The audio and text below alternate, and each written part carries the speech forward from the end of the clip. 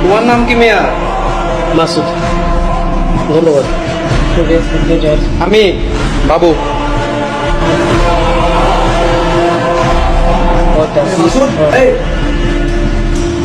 নতুন আসছিস, নাম কষ্ট সালাম টালাম কিছু নেই, পড়তে বয়ে গেছিস। আমার মনে হয় পড়াটা উচিত হবে না। এখানে কি পড়তে খাইতে ঘুমাইতে আলাদা আলাদা নিয়ম আছে? তো কি বিতলামি করেছে মনে লাগে? না না, বিটলামি করি না, পড়াটা অফ করে দিচ্ছি।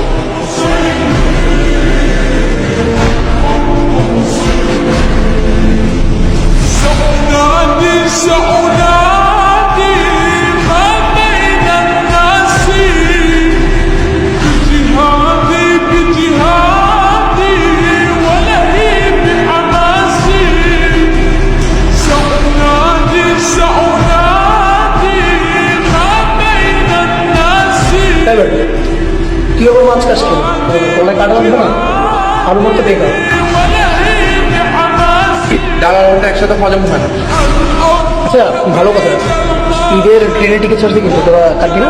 আমি তো টিকিট কেটে ফেলছি। তুই ওরা মেসেজ হয়ে যাচ্ছে। ও ভালো কথা মাসুদ, তুই কিন্তু আমাদের সবার বের হওয়ার সবার পরে যাবে। আরো ভালো কথা, তুই ঈদ শেষ করে আমাদের সবার আগে এসে ফেরত আসবি। আইসাটা বেরোম অসুন্দর না দেখছে। ওটা একদম পরিষ্কার করে ফেলি। দেবের কিন্তু অনেক মজা হয়েছে না?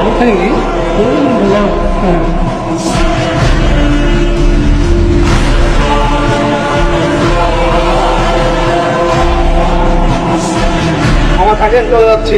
আচ্ছা ঠিক আছে। কি অবস্থা? অগ্রিম তোমার সাবধানে যাবেন মামা। তোমার যেটা কোথায় এলে তুই বাড়িতে বসছিস? হ্যাঁ, তুমি বাড়ি যাবো না আজকে? বাড়ি কিভাবে যাবো বলেন মামা? কেন?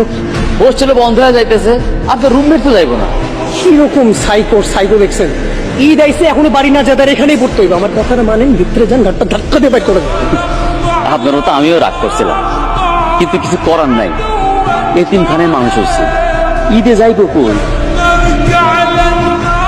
কি বললেন? হ, যাওয়ার জায়গা নাই। দেখি স্যার কি করে। সাবধানে যায় মামা।